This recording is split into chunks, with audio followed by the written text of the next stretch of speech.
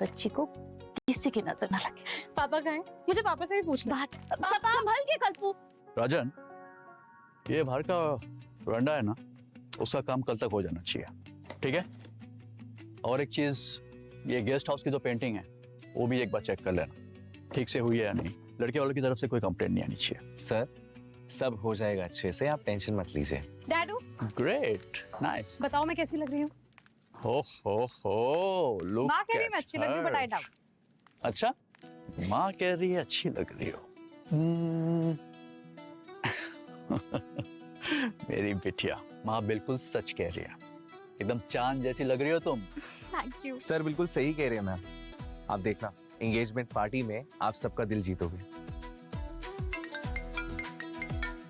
Wait a second. Rajan, 1 minute आना। हाँ जी। Hello, हाँ बोलिए। कुलदीप, बंगलों का डिस्प्यूट अभी तक सॉल्व नहीं हुआ है। यह आखिरी वार्निंग है तुम्हारे लिए। अगली बार सिर्फ फोन नहीं बजेगा, तुम्हारी मौत होगी। धमकी दे रहा तू मुझे? तेरी इन बातों से मैं नहीं डरता, समझा?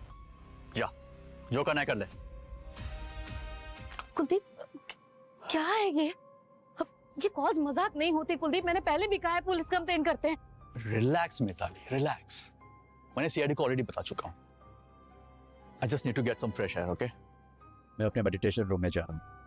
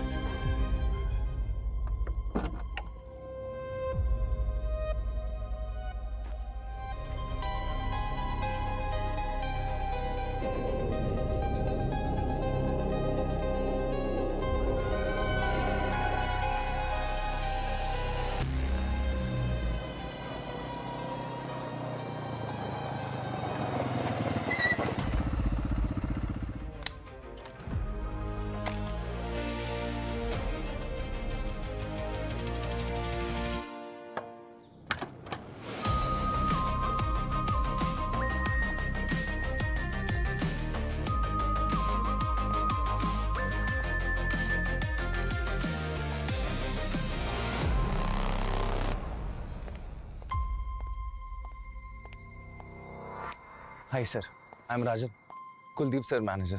कुलदीप जी कहाँ हैं? मुझे उनसे कुछ बात करनी थी, जरूरी बात है। सर आपको आने में थोड़ी देर हो गई। जिस बात का डर था सर वही हो गया। व्हाट? कहाँ है? सर हाय।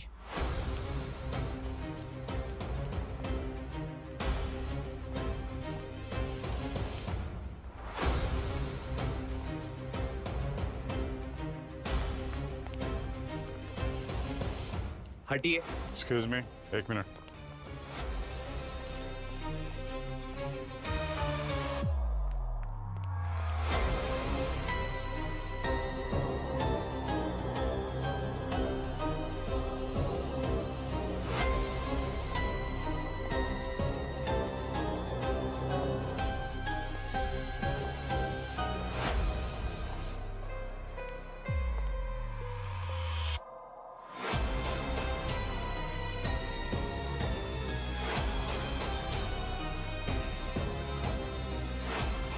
कब हुआ ये?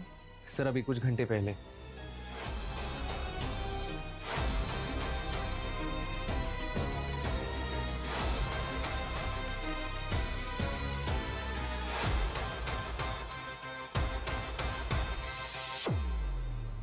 सर ये कुलदीप जी की मौत हो गई है। ओके ओके सर, या आखिरी बार कब देखा था तुमने कुलदीप जी को? सर आखिरी बार तो कुलदीप जी को प्रभाकर ने ही देखा था। ये सर का बॉडीगार्ड है। कुलदीप जी के मेडिटेशन रूम में आने से ठीक पहले क्या हुआ था? सर आज शाम को 4 बजे से थोड़ा पहले सर लिविंग रूम से निकले और कॉरिडोर से होते हुए अपने मेडिटेशन रूम में आए। उन्होंने दरवाज़ा बंद कर दिया, मैं रोज की तरह बाहर ही खड़ा रहा। पर सर वैसे सर का मेडिटेशन सेशन 20 मिनट का होता है, पर इस बार 40 से 45 मिनट हो गए और कुलदीप सर बाहर नहीं आए। कुलदीप सर ने आज तक ऐसा नहीं किया। ये सब मुझे खटका सर। कुलदीप सर, सर आप ठीक तो है ना? क्या हुआ प्रभाकर? सर को 40 से 45 मिनट हो गए। वैसे तो अक्सर सर 20 मिनट में आ जाते हैं, अभी तक बाहर ही नहीं निकले। कुलदीप सर, मुझे लगता है हमें दरवाजा तोड़ना पड़ेगा। हाँ ठीक है।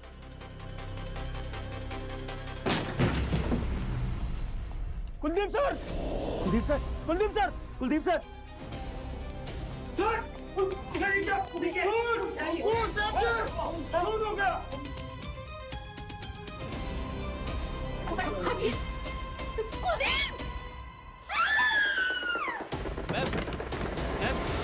पर सर समझ में नहीं आ रहा कि ये सब कैसे हुआ। राजन, तुम कहाँ थे जब ये सब हुआ?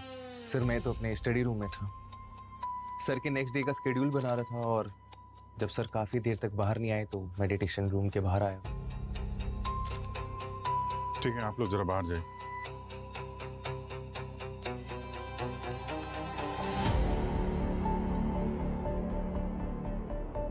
पंकज, सचिन, जरा बात करो सबसे, देखो क्या पता चलता है। ये एंट्री के हिसाब से तो बहुत सारे लोग आए यहाँ पर। हाँ साहब, वो कल्पना बेबी की एंगेजमेंट का माहौल है ना, तो घर की मरम्मत और डेकोरेशन का काम चल रहा है, इसलिए बहुत सारे लोग आए और गए। किसी की एंट्री मिस तो नहीं हुई? नहीं सर, मुझे बहुत सालों का तजुर्बा है, मेरी आंखों से बच के कोई नहीं जा सकता। और अगर आंख बंद हो गई तो? क्या मतलब सर? मतलब ये है कि तुम यहाँ पर ड्यूटी कर रहे हो, नींद आ गई, सो गए और कोई अंदर घुस गया, ऐसा कुछ हुआ है? नहीं सर, मैं ड्यूटी के टाइम पे कभी नहीं सोता हूँ। ये बंगले में आने का और कोई रास्ता है? ये एक ही रास्ता है सर। कमरे के अंदर आने जाने के लिए सिर्फ यही एक दरवाजा है, और उसके बाहर बॉडीगार्ड प्रभाकर खड़ा हुआ था। और सर ये दरवाजा अंदर से बंद था। यहाँ अंदर भी कोई सीक्रेट रास्ता वगैरह तो दिख नहीं रहा है, सिर्फ यहाँ पे एक खिड़की है, उस पे भी ग्रिल लगी हुई है। अच्छा ये बताओ कि उस 40 से 45 मिनट के दौरान कमरे में कोई आया था या फिर कमरे से कोई बाहर गया, या फिर तुम कमरे की निगरानी छोड़कर कहीं गए थे? नहीं सर, मैं दरवाजा छोड़कर एक पल के लिए भी नहीं हिला, ना कोई अंदर आया और ना ही कोई बाहर गया। सर फिर ये खून हुआ कैसे और किया किसने होगा? क्योंकि इस कमरे में ऐसी कोई सीक्रेट जगह भी नहीं है जहां कोई छुप सके। यहाँ पे कुछ पेंट की स्मेल आ रही है। सर ये यहाँ पर तो रेनोवेशन का काम चल रहा है, वहीं से आ रही हो? नहीं, अंदर इस तरफ नहीं, यहाँ खिड़की से आ रही है। लगता है ये अभी हाल ही में पेंट हुआ है। सर, हाँ? सर ये देखिए सर, कुलदीप जी के चेहरे पे, कलाई पे और उंगलियों पे अरोमा ऑयल के पैचेस हैं। तो अरोमा ऑयल तो यहाँ है ना, कितना सारा। और फिर अरोमा ऑयल की बोतल भी यहाँ रखी है।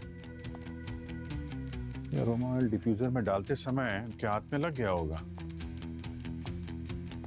पर सर कोई चेहरे पे अरोमा ऑयल क्यों लगाएगा? ये ऑयल कुलदीप जी ने अपने चेहरे पे नहीं लगाया है, खूनी ने लगाया है। कैसे सर? ये देखो, खिड़की की हालत देखी।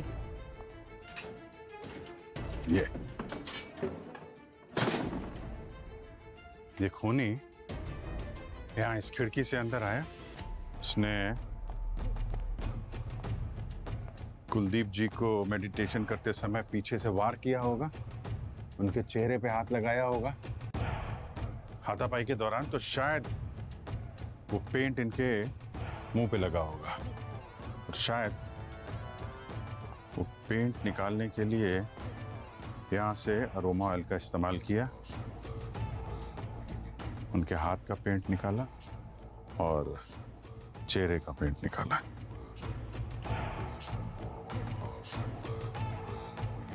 और शायद कुलदीप जी की बॉडी में से सोना भी लेके चला गया। सोना? ये देखो, फोटो में देखो, ये चेहरे, गले में चेन है, यहाँ पे ब्रेसलेट है, और यहाँ पे ब्रेसलेट, चेन, सब गायब है। सर मान लेते हैं कि खूनी इस खिड़की से आए, पर ये कमरा तो हायर फ्लोर पे है और ये दीवार भी प्लेन है, कोई सपोर्ट भी नहीं है जिसे पकड़कर वो चढ़ के आए। फिर ये कैसे ऊपर आया? नीचे से नहीं आया तो ऊपर छत से आया हूं। छत से रस्सी वगैरह के सहारे से अंदर आया, कुलदीप जी का फोन किया और वापस छत से भाग गया। अच्छा राजन, ये बताइए कि ये घर में डेकोरेशन और पेंटिंग का काम चल रहा है, इसमें घर का कोई आदमी सुपरवाइज कर रहा है इसको? यस सर, कुलदीप सर की वाइफ मिताली मैडम।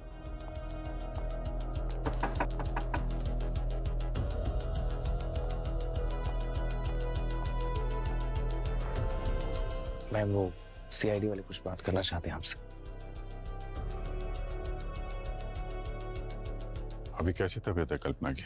अभी भी बेहोश है सर। इतना बड़ा सदमा बर्दाश्त नहीं कर पाएगी मेरी बच्ची।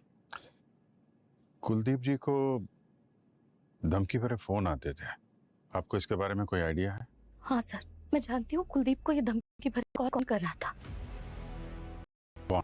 हेमंत, कुलदीप का बिजनेस पार्टनर। हालांकि कुछ दिन पहले उनकी पार्टनरशिप खत्म हो गई थी। क्यों? कुछ बिजनेस डिस्प्यूट था। कई बार कुलदीप को धमकी दी। मैंने कुलदीप को कहा भी कि इस बारे में पुलिस में कंप्लेन करते हैं, उन्होंने कभी भी मेरी बात को सीरियसली लिया ही नहीं। और अब देखिए ये सब हो गया।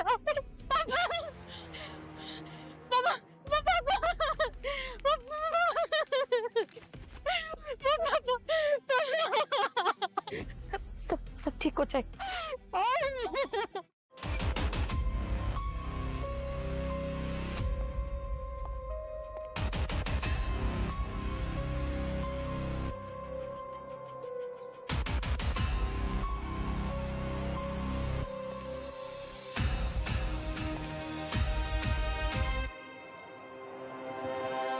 सर टेरेस पे तो कहीं भी कोई रस्सी का निशान नहीं है, ना ही कोई टूटी रस्सी, ना किसी तरह का कोई हुक लगा हुआ है।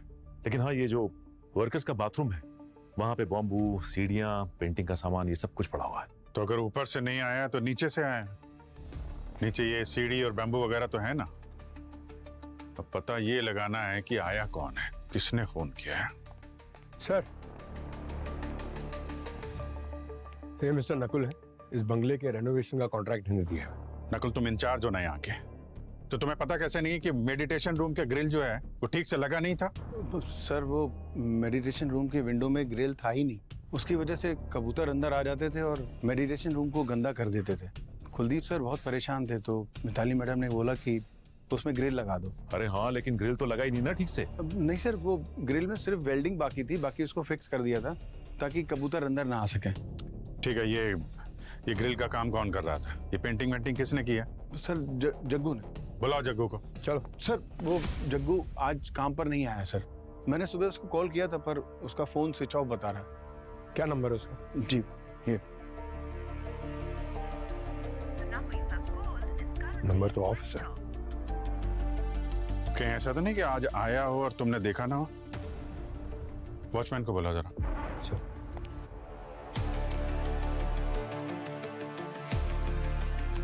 सर रजिस्टर में तो एंट्री नहीं है।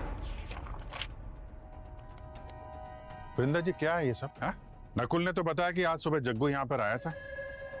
तुमने रजिस्टर में एंट्री क्यों नहीं की? सर 1 मिनट, जब तक बोलने को ना कहा जाए ना, चुपचाप खड़े रहो। क्या हो रहा है यहाँ पे? हाँ?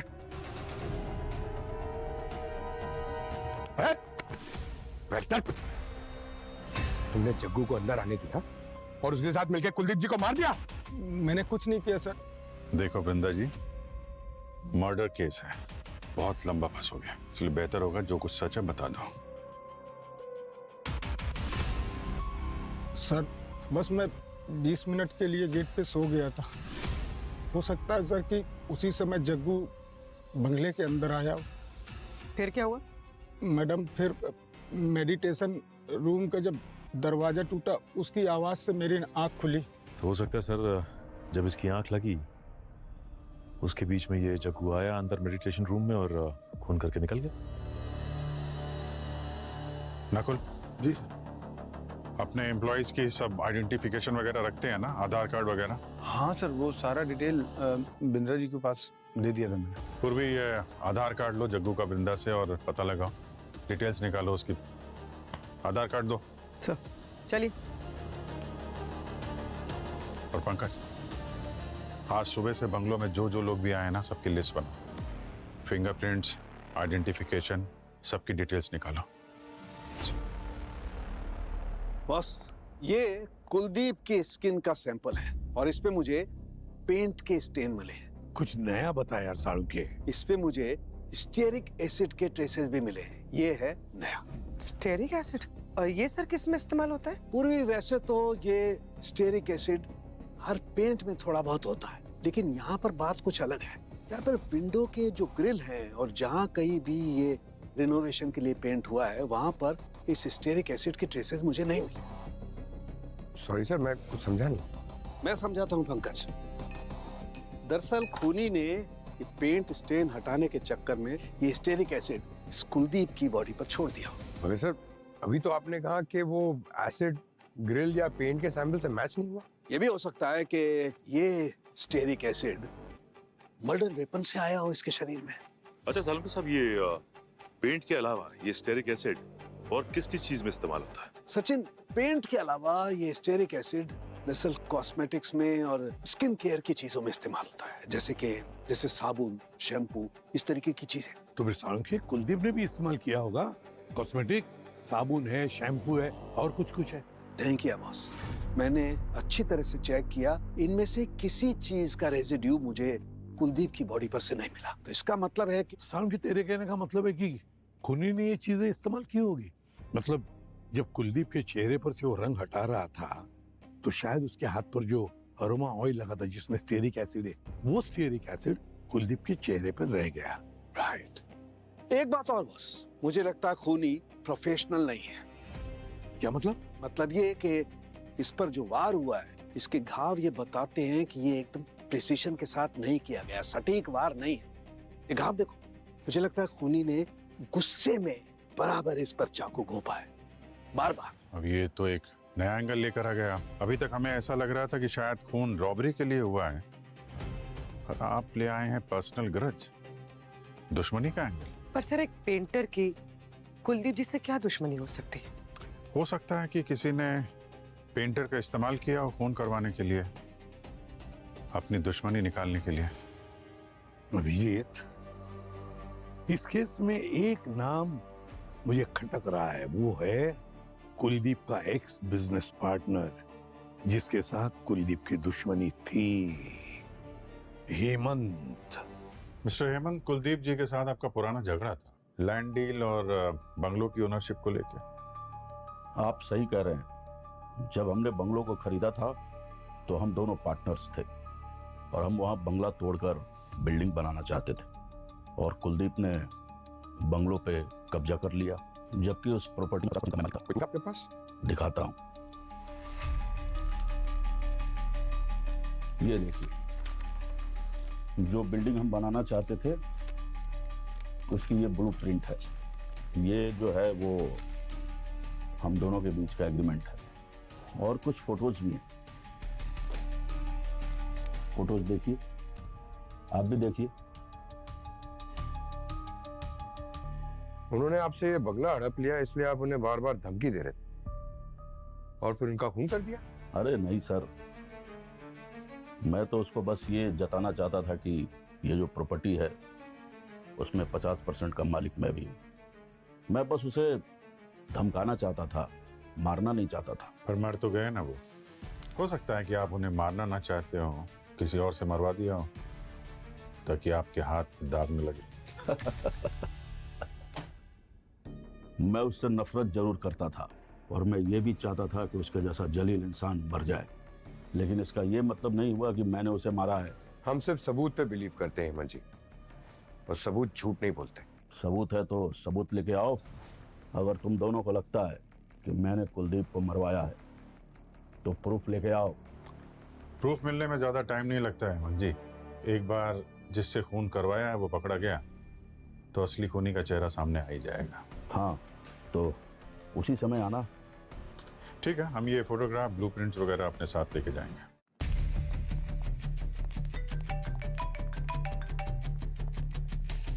हाँ पूर्वी,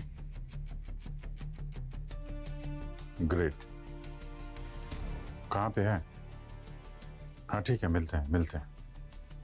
जग्गू का पता चल गया है, मैं जरा उससे मिलता हूँ। तुम हेमंत की कुंडली निकालो और कुलदीप के फोन रिकॉर्ड भी चेक करो, देखो कौन कौन उसके पीछे पड़ा हुआ था।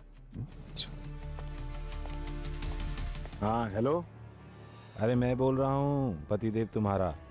हाँ अरे वो क्या है ना, नया फ़ोन लिया है और ये नया नंबर है मेरा, सेव कर लेना ठीक है। और हाँ किसी को देना मत ये नंबर, ठीक है।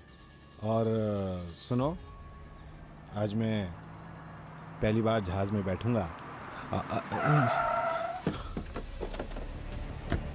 क्या जग्गू जी, थोड़ा टाइम है आपके पास? थोड़ी बात करनी थी आपसे। कौन है आप लोग? मैं अनजान लोगों से बात नहीं करता। अरे हम लोग अनजान नहीं है, तुम्हारी ससुराल से हैं। ससुराल? मेरी? CID sir. सीआईडी? क्या हुआ सर? कुछ नहीं, ये नया फोन, नया नंबर, प्लेन की टिकट है। नहीं चौंको मत। क्या ना, ये सब खरीदने के लिए फोटो आईडी लगती है और फोटो आईडी के लिए तुमने आधार कार्ड का इस्तेमाल किया, बस यही गलती हो गई। तुम्हारे आधार कार्ड पे नजर थी हमारी। चलो चलते हैं ससुराल। हाँ ससुराल? नहीं। अरे खड़े क्या हो क्या है यार, सब काम सीनियर करेगा क्या? भागो भागो भागा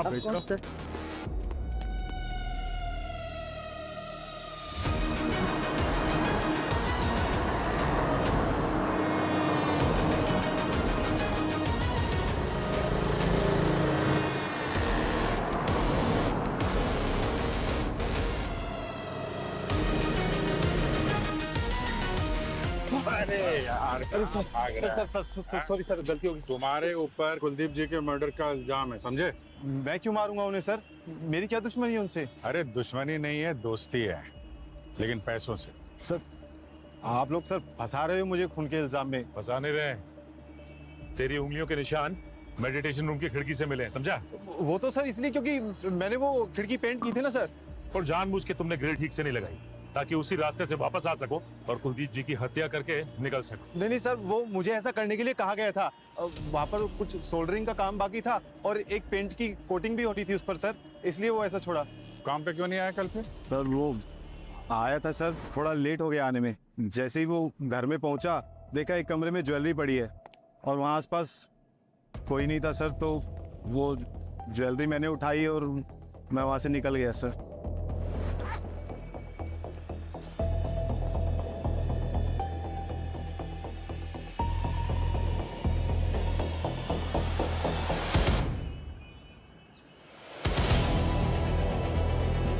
सर ये तो वही ज्वेलरी जो कुलदीप जी के यहाँ से चोरी हुई।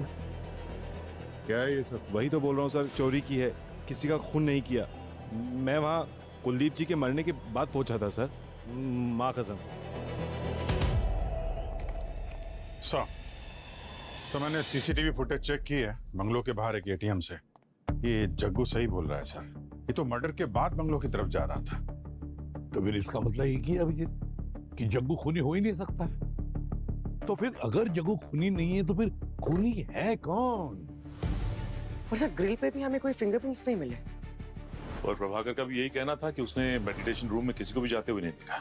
और अगर कोई ग्रिल या विंडो के रास्ते नहीं घुसा है तो बंद कमरे के अंदर घुस के तो कुलदीप जी को मार के कौन निकल सकता है? वही तो सर। हाँ सर, मैंने कुलदीप जी के कॉल रिकॉर्ड्स चेक किए। उन्हें लास्ट कॉल 4:10 पे आया था सर, हेमंत के कॉल के बाद, जब वो मेडिटेशन रूम में थे। किसका कॉल आया था? मिताली का सर। ये मिताली क्यों फोन कर रही थी कुलदीप को, और वो भी मेडिटेशन के टाइम पर? सर हो सकता है मिताली ने कॉल किया हो मेडिटेशन रूम में आने के लिए और कुलदीप जी मना नहीं कर पाए, इसी बहाने वो कमरे के अंदर घुसी, उनका खून किया और निकल गई।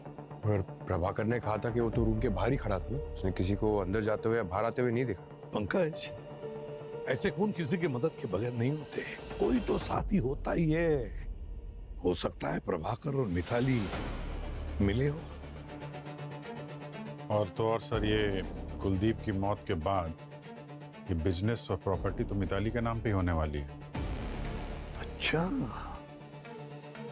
तो ये बात है। तो फिर अभिजीत, बुलाओ इन दोनों को ब्यूरो में, पता तो चले ये प्रभाकर और मिताली कौन सी खिचड़ी पका रहे हैं। मम्मी कहाँ जा रहे हो?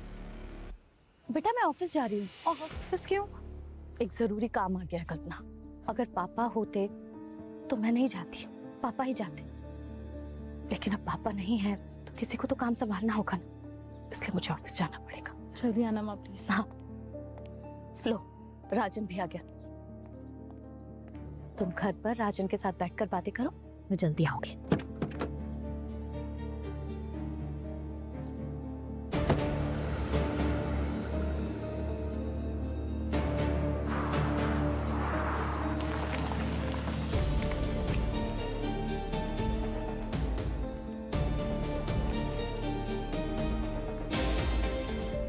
क्या बात है मिताली जी, बहुत जल्दी आपको बिजनेस संभालने की? हाँ सर, वो मेरे पति कुलदीप, उनसे बिजनेस डील करने में कुछ गलतियां हुई थी, बस मैं उन्हें ही ठीक करने की कोशिश कर रही हूँ। ठीक करने आई थी या खत्म करने आई थी आप? ये क्या कह रही हैं आप? नहीं, पति के मरते ही उसके दुश्मन से दोस्ती करने चली आई आप। दोस्ती नहीं सर, ये यहाँ बिजनेस डील करने आई थी। आपसे बाद में बात करेंगे मिस्टर हेमंत, अभी जरा मिताली जी से पूछताछ करनी है। आप जरा ब्यूरो चलने का कष्ट करेंगे? आइए आइए आइए। जी चलिए।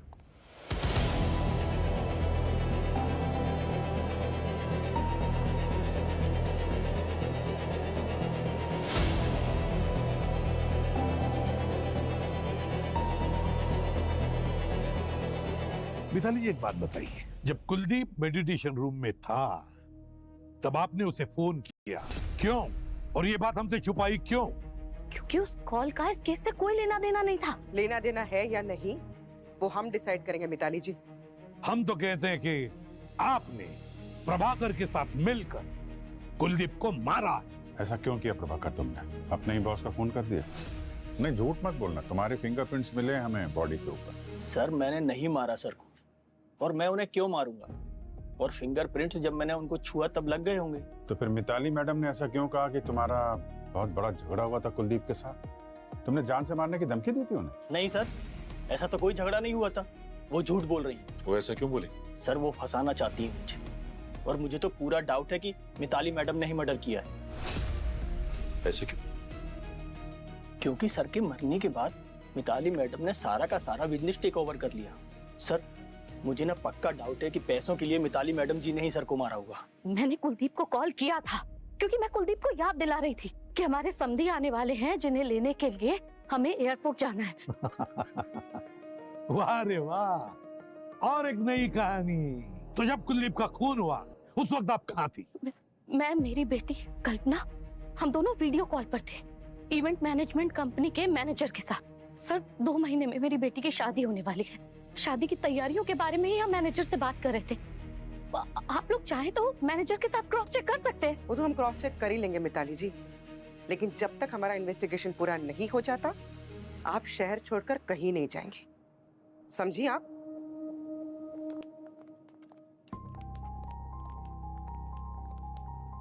सर सर वो लोशन बॉटल जो मिताली ने यूज की थी उसमें स्टेरिक एसिड के ट्रेस नहीं मिले जो हमें बॉडी पे मिले थे। क्या?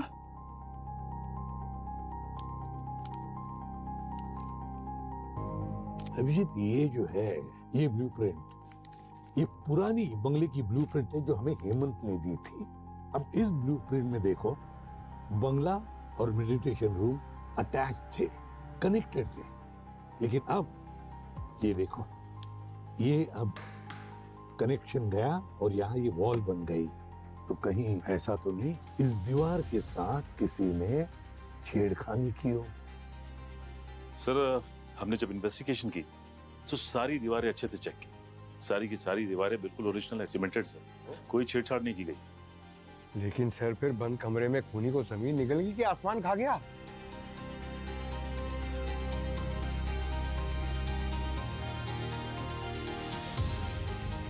क्या ऐसा हो सकता है? इस बंद कमरे में कोई आया ही नहीं और ना कोई गया है।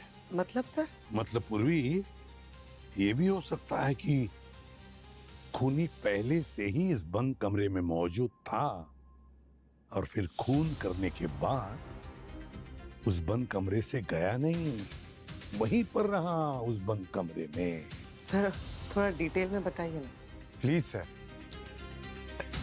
पंकज, ये है बंगलो के उस कमरे की पुरानी फोटोग्राफ जब बंगला सेल पर था।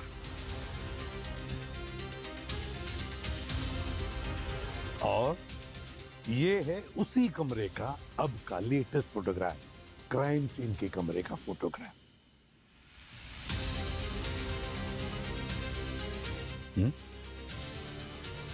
ध्यान से देखो पंकज, इन दोनों फोटोग्राफ में कोई एक चीज है जो मिसिंग है।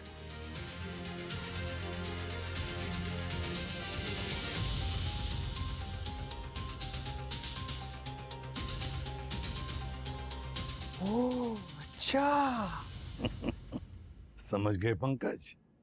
अगर हमने इस बंगले की पुरानी तस्वीरें नहीं देखी होती तो खूनी का असली खेल क्या है हमें पता ही नहीं चलता।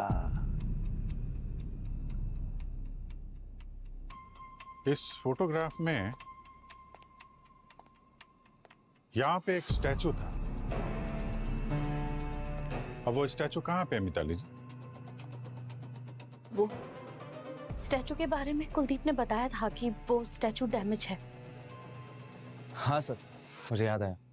कुलदीप सर ने मुझे बोला था वो स्टैचू को रिपेयर करवाने के लिए। ये मूर्ति टूट गई है, रिपेयर के लिए भेज दो। जी सर। अभी वो स्टैचू कहाँ है? सर वो स्टैचू मैंने गैराज में रख दिया था। लेकर आओ।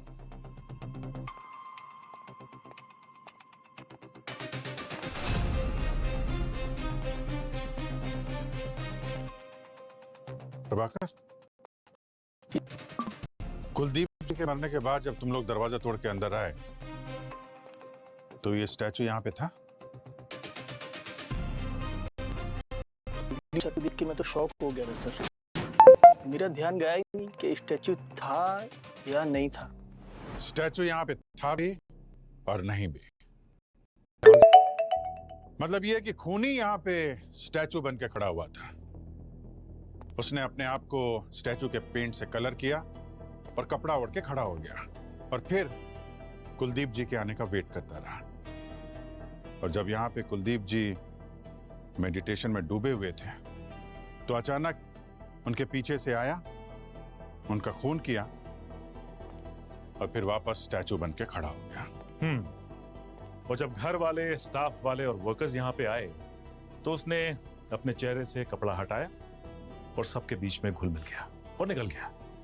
फिर वो वर्कर्स के बाथरूम में गया, अपना पेंट साफ किया और फिर काम पे लग गया जैसे कुछ हुआ ही ना हो। इस कपड़े पे भी वही ब्रॉन्ज कलर के मार्क्स हैं जैसे कि स्टैचू पे। और यही कलर किलर के चाकू पे भी था। इसी कलर में होता है स्टेरिक एसिड। स्टेरिक एसिड मिलता है कॉस्मेटिक पेंट में और यही स्टेरिक एसिड कुलदीप जी की बॉडी पे भी था। मतलब खूनी की हाइट और स्टैचू की हाइट सेम होनी चाहिए।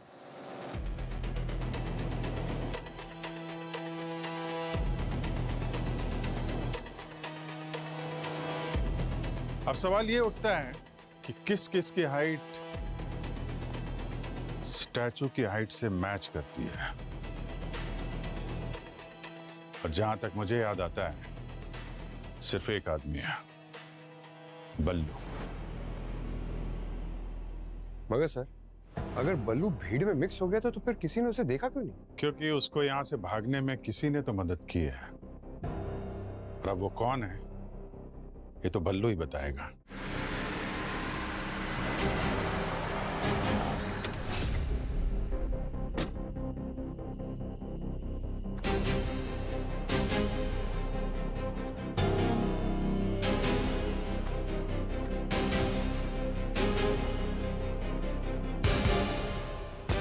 भाई सब रेडी है ना? बल्लू, ये तुम्हारे काम का लास्ट इंस्टॉलमेंट। एक बात ध्यान रखना, सीआईडी को पता चल चुका है कि कुलदीप सर के मर्डर के पीछे तुम्हारा हाथ है, तो जितना जल्दी हो सके ना इस शहर से नौ दो घेराव लो। ठीक है, चलो चलता हूँ।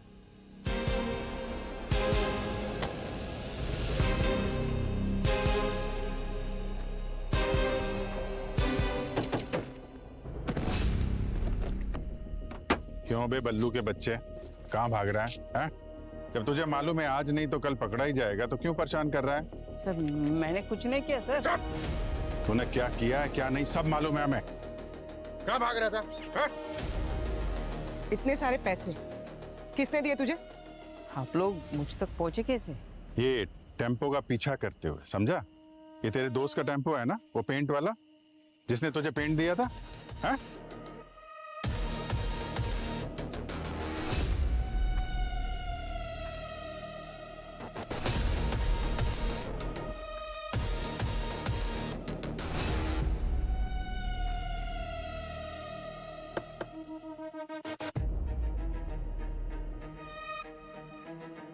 किसने दिए पैसे ये? बोल। हाँ सचिन, क्या?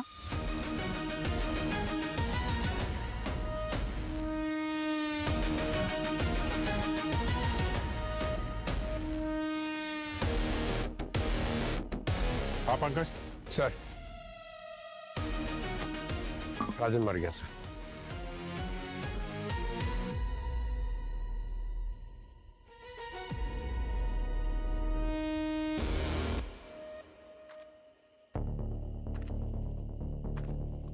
क्यों बल्लू, पहले तूने कुलजीत जी को मारा, उसके बाद राजन का खून किया।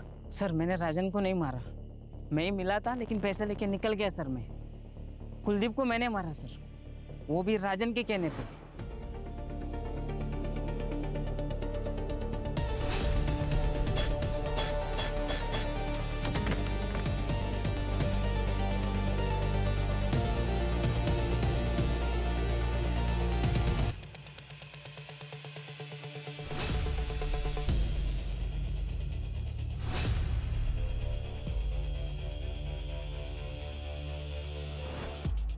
राजन के कहने पे कुलदीप को मारा इसने, तो फिर राजन को किसने मारा? मतलब कोई और है जो नहीं चाहता था कि हम लोग राजन तक पहुंचे। असली खूनी अभी भी बाहर घूम रहा है।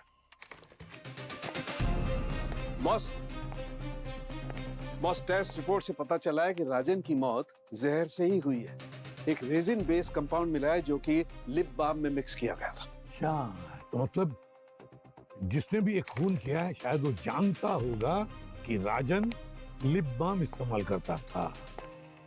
सर, राजन का लैपटॉप मिला है, पासवर्ड प्रोटेक्टेड है, वो क्रैक कर रहे हैं, पर उसके लैपटॉप बैग में एक गिफ्ट बॉक्स मिला है, इसमें एक डायमंड पेंडेंट है। बिल मिला है, राजन ने ही खरीदा है, पर इंटरेस्टिंग बात यह है कि ये डायमंड पेंडेंट का जो इनिशियल है वो है एम। एम? अरे वाह, एम। अभिजीत, इस केस में सिर्फ एक ही इंसान है जिसका नाम एम से शुरू होता है, Mitali. Thank you so much for your service. आज से आप लोगों की छुट्टी, हम लोग अब ये घर छोड़ के क्या हुआ मिताली जी? ये बुरिया बिस्तर बांध के कहाँ जाने की तैयारी हो रही है? सर दरअसल मैं और कल्पना हमारे पुराने घर जा रहे हैं। क्या है कि कुलदीप की मौत के बाद इस घर में रहना हमारे लिए थोड़ा अजीब हो गया है और यहाँ से जाके कल्पना के लिए भी थोड़ा चेंज हो जाएगा। वैसे पुराने घर आप दोनों में से कोई एक ही जाएगा और दूसरा जाएगा जेल। जेल? राजन के खून के जुर्म में। क्या राजन का भी खून हो गया? और जिस कार में हमें राजन की बॉडी मिली थी उस कार में हमें एक पेंडेंट मिला है और हमें शक है कि ये पेंडेंट उसी का है जिसने राजन का खून किया है और उसके साथ उसका अफेयर चल रहा था। और ये पेंडेंट में जो इनिशियल है वो है एम। तो खूनी कोई ऐसा आदमी है जिसका नाम एम से शुरू होता है। अरे सर, हजारों नाम होते हैं एम से। आपको ऐसा क्यों लगता है कि एम से सिर्फ मिताली होता है? क्या बेबुनियाद इल्जाम लगा रहे हैं आप मेरे ऊपर? मेरा और राजन का अफेयर? नहीं, ऐसा हमने कहा नहीं। हम तो ऐसा शक था हमें। फिर हमें राजन का लैपटॉप मिला, हमने उसको क्रैक किया तो उस लैपटॉप ने सारे राज से पर्दा हटा दिया। उसने अपनी सारी फीलिंग्स अपने लैपटॉप में लिखी हुई थी। बहुत सारे लव लेटर्स भी थे जो उसने मेल नहीं किए। और सारे लेटर्स पर एक ही नाम लिखा था जिसका इनिशियल एम से शुरू होता था। मेरी बात सुनिए आप लोग। देखिए सर, आप लोगों को कोई गलतफहमी हुई। नहीं, कोई गलतफहमी नहीं हुई है मिताली जी। प्यार तो वो करता था किसी एम नाम के ही लड़की से। क्यों कल्पना जी? मुझे कैसे पता होगा सर? अरे नहीं, अभी पूरी बात तो सुन लीजिए आप। मैं ये कह रहा हूं कि क्यों कल्पना जी उर्फ मिट्टी। घर में आप इसको इसी नाम से बुलाती है ना, मिट्टी, एम।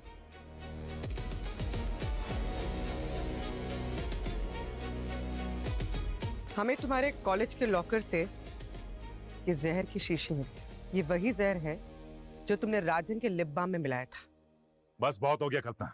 अब ये बताओ कि तुमने राजन को क्यों मारा, जिससे तुम प्यार करती थी? मैं प्यार नहीं करती थी राजन से। वो चाहता था मुझे, इसलिए मैंने अपने फायदे के लिए उसका इस्तेमाल किया। मिट्टी से अपनी दिल की बात जब भी करने जाता हूँ, पता नहीं क्यों डर जाता हूँ। समझ नहीं आता उसे कैसे कहूँ कि मैं उससे प्यार करता हूँ।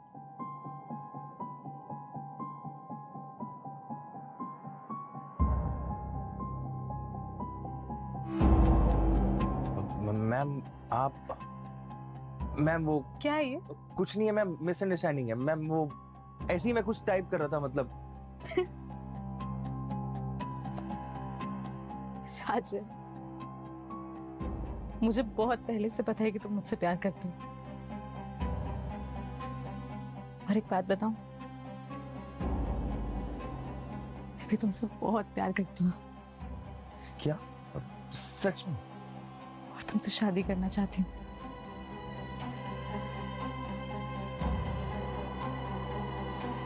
लेकिन कैसे होगा?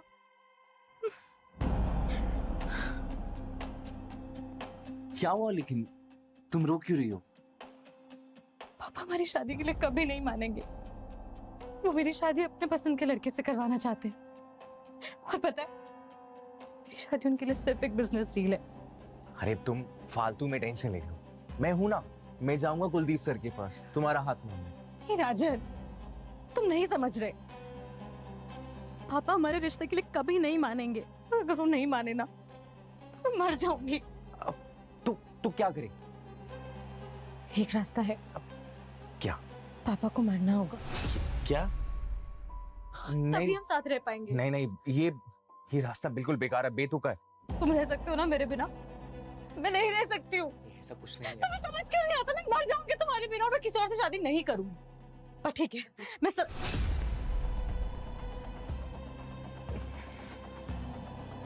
ठीक है, तुम कह रही हो तो कुलदीप सर को मरना होगा। मैंने राजन का इस्तेमाल किया ताकि पापा मुझे शादी में ना धकेल सके। राजन ने बल्लू की मदद से पापा का खून किया। लेकिन जब मुझे पता चला कि राजन भी एक्सपोज होने वाला है, तो मैंने उसको भी रास्ते से हटा दिया। वरना मैं भी पकड़ी जाती। और तुम राजन से शादी क्यों नहीं करना चाहती थी? मैं किसी से शादी नहीं करना चाहती थी। पापा का बेटा बनना चाहती थी। उनका बिजनेस, उनके एम्पायर को बढ़ाना चाहती थी। लेकिन पापा, उनकी सोच बहुत छोटी थी। लड़की है, पढ़ाई करके शादी करेगी, कि बस इस सोच को बदलना चाहती थी मैं। और मैंने बहुत कोशिश करी, लेकिन पापा के लिए तो जैसे मैं सिर्फ एक बिजनेस डील थी, है ना माँ? सर, हम लड़कियों की अपनी कोई लाइफ नहीं होती क्या? अपना वजूद, अपना से कुछ नहीं होता। सारी जिंदगी बस मर्दों की सुनते रहो। ऐसा कर, वैसा कर, ऐसा मत कर, वैसा मत कर। हर वक्त मेरी भी अपनी लाइफ है। लाइफ को अपने तरीके से जीना चाहती थी। चाहती थी कि जो मैं करना चाहती हूँ मुझे करने को मिले। हमें भी बोलने का हक है, अपने तरीके से अपनी लाइफ को जीने का हक है। कल्पना, हक है, और आज के जमाने में हक सबको है। हाँ, अगर कुछ दकियानूसी लोगों से हक की लड़ाई लड़नी पड़े तो उसके भी रास्ते हैं, लेकिन जो रास्ता तुमने चुना वो गलत था। तुम्हारे इस फैसले ने तुम्हारी पूरी जिंदगी बर्बाद कर दी। अब बाकी की बची हुई जिंदगी जेल की सलाखों के पीछे काटनी पड़ेगी तुम्हें।